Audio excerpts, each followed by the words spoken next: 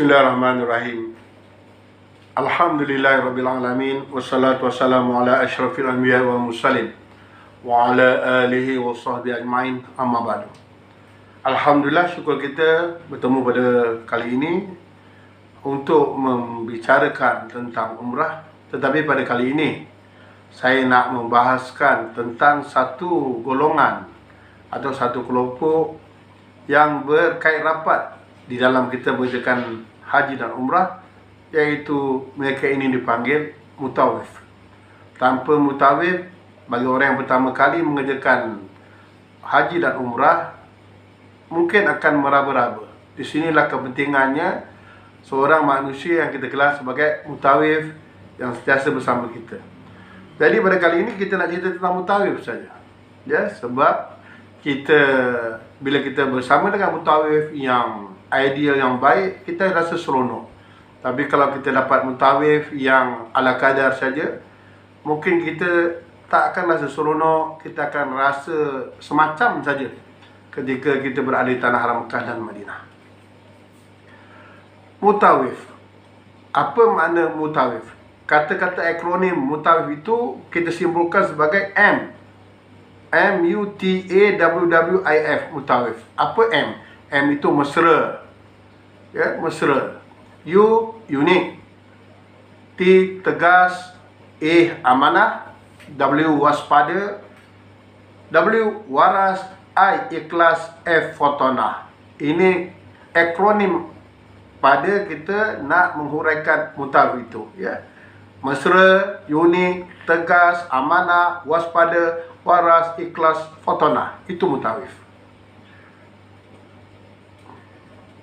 Jadi kita sambung lagi tentang mutawif ni, manusia yang unik ni, manusia yang mesra ni.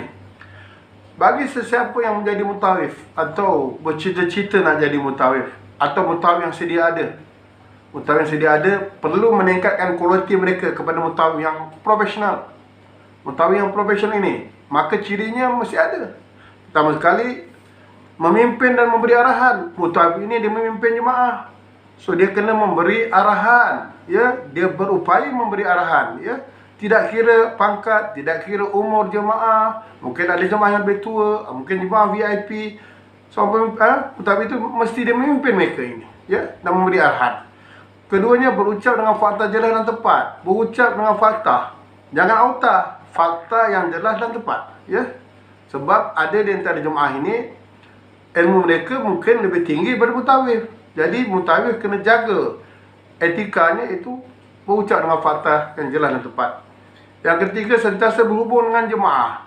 Jangan bawa hal sendiri saja. Sentiasa berhubung dengan jemaah. Ya, sentiasa mungkin ada guru WhatsApp ataupun tak ada guru WhatsApp, kita datang jumpa jemaah, kita bertanya tentang jemaah, macam mana hari ini, okey tak kakak, okey tak pakcik dan sebagainya.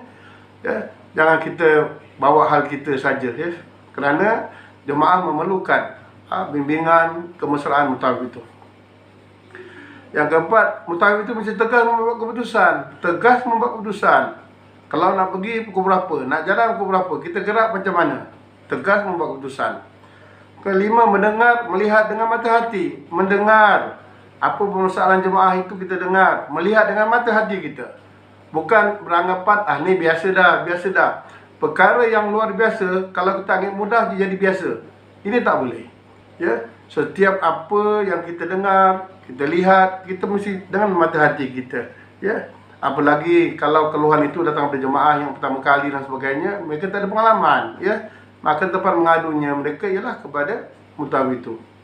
Yang keenam, sebagai mutawif profesional, ya, kita kena menolong dan memimpin dengan ikhlas. Jangan mengharapkan ganjaran. Seandainya ada ganjaran, itu rezeki pada Allah, tetapi kita tolong dengan ikhlas. Apa saja kita boleh tolong pada jemaah, kita tolong dengan sebaik mungkinnya gitu. Jadi sebagai mutawif juga, untuk menjadi mutawif yang hebat, kita kena dengar dengan teliti apa saja keluhan jemaah dan sebagainya, apa je arahan yang disampaikan oleh kepimpinan kita dan sebagainya.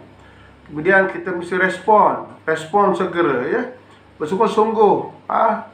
Kalau boleh menyebut nama jemaah itu, menyebut nama. Haji Ahmad, Hajah Hasna. Jemaah bila kita sebut nama mereka, dia rasa rapat. Ya, rasa rapat. Oh, mutawif ini ingat aku, mutawif ini itu. Kemesraan akan terjalin. Kemesraan akan terjalin antara jemaah dan apa? Kalau kita punya mutawif itu. Kemudian berbudi bahasa kita, membuat sambutan yang mesra kepada jemaah. Bertanya, menyapa dan sebagainya, ya.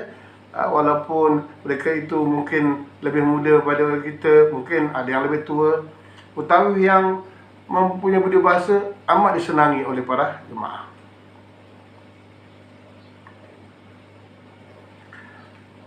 Satu lagi metodologi lah, ya, satu lagi prinsip. Kalau kita biasa dengar dulu di Jabatan Kerajaan disebut 5S. Tapi bagi mutawif yang profesional pun ada 5S-nya juga. Ya, kepada sahabat-sahabat saya, kepada para mutawif, mutawifah juga, maka selami dan fahami etika 5S ini. Pertama, yang pertama 5S inilah seronok. Ya, kita menyantuni tetamu Allah kita dengan penuh keikhlasan dan kasih sayang. Santuni jemaah-jemaah tetamu Allah. Ya, pertama kali mereka datang mungkin 1-2 kali, sedangkan kita ni dah mungkin berkali-kali dalam setahun. Santuni mereka. Jangan jadikan kita dah lali di Tanah Haram ke Madinah, setiap kali bertukar jemaah kita pun sambil lewa. Santuni mereka tanpa mengira darjat, bangsa dan keturunan mereka, ya. Mungkin mereka kelas ekonomi saja, duduk hotel yang jauh saja. Ada pula yang VIP duduk hotel yang dekat-dekat. Santuni, tak kira siapa saja, santuni mereka.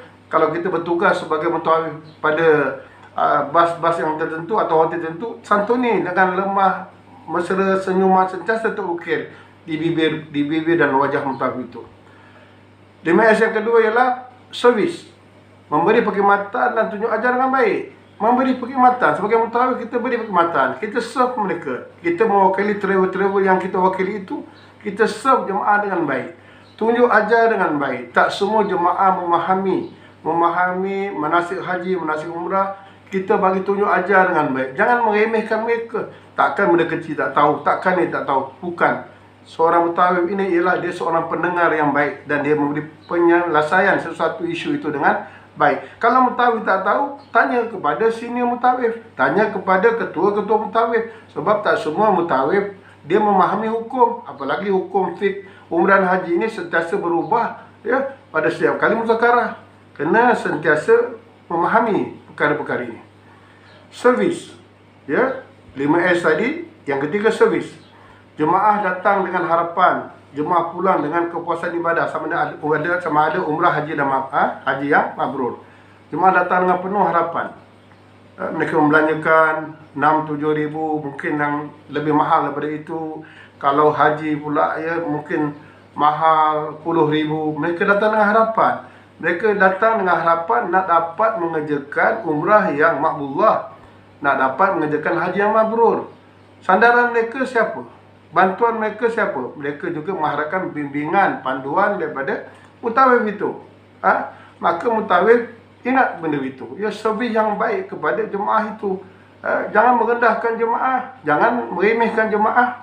Ya, tanpa jemaah yang datang dengan travel yang kita bekerja sebagai mutawif, siapa kita? Ya. So kita kena ingat servis yang baik sebagai mutawif kepada jemaah kita begitu. Kemudian senyum, saya sebut tadi senyum. Senyum itu penawar ketika marah. Hatta kadang-kadang perkara yang remeh, yang kadang-kadang di luar jangkaan kita, ya, kita sabar. Ya, mutawif ini mesti sabar walaupun dalam keadaan marah. Bila senyum itulah penawar kepada kemarahan. Walaupun kita sakit hati dengan perangai jemaah kita dan sebagainya, tetapi sabar, senyum, sentiasa senyum, ya. Saya akan balik sekali lagi, senyum itu penawar ketika marah. Kemudian syukur. Mutawif kena bersyukur. Kerjaya sebagai mutawif ini, setiap tahun kita akan pergi menjejakkan kaki di Tanah Haram Mekah dan Madinah. Kena bersyukur. Kita tak ada keluar duit. Kita dibayari oleh travel kita. Kita dibagi allowance, dibagi kemudahan, dibagi berbagai-bagai apa yang kemudahan sebagai seorang mutawif. Berbeza dengan jemaah. Jemaah mengurangkan duit. Tak ada 6-7 ribu, tak boleh pergi umrah. Tak ada. Kalau haji, kalau ikut giliran kota dan sebagainya, kalau pakai package mungkin 30 ribu, 40 ribu, mungkin sampai 80 ribu dan sebagainya. Tetapi mutawif ini kena syukur. Mereka pergi dengan pembiayaan daripada travel. Jadi amanah travel itu perlu dipikul. Ya, saya ulang balik, ya, untuk meningkatkan kualiti kejayaan sebagai mutawif tadi, pegang pada 5S tadi, iaitu seronok, servis, serius, senyum dan syukur. InsyaAllah tuan-tuan akan menjadi seorang mutawif yang baik, yang disenangi oleh jemaah, yang akan sentiasa disebut nama tuan-tuan. Dan ada di antara jemaah-jemaah kalau nak pergi umrah, dia akan kata, mutawif ni ke yang akan bawa saya. Kerana apa? Kerana berlaku pertautan hati dengan mutawif yang mereka senangi.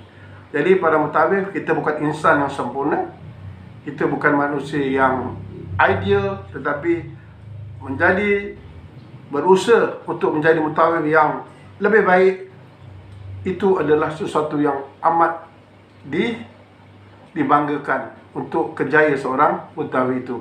Berusaha bagi diri, berusaha untuk menambah ilmu, ya, sentiasa bersyukur dengan Allah, ya, bersyukur dengan Allah. InsyaAllah Allah akan tambahkan lagi nikmat kita. Allah akan rasakan lagi tentang kelebihan sebagai mutawif itu sebagai idola, sebagai panduan kepada jemaah. Jangan pula kita berkelakuan lebih teruk daripada jemaah, ya.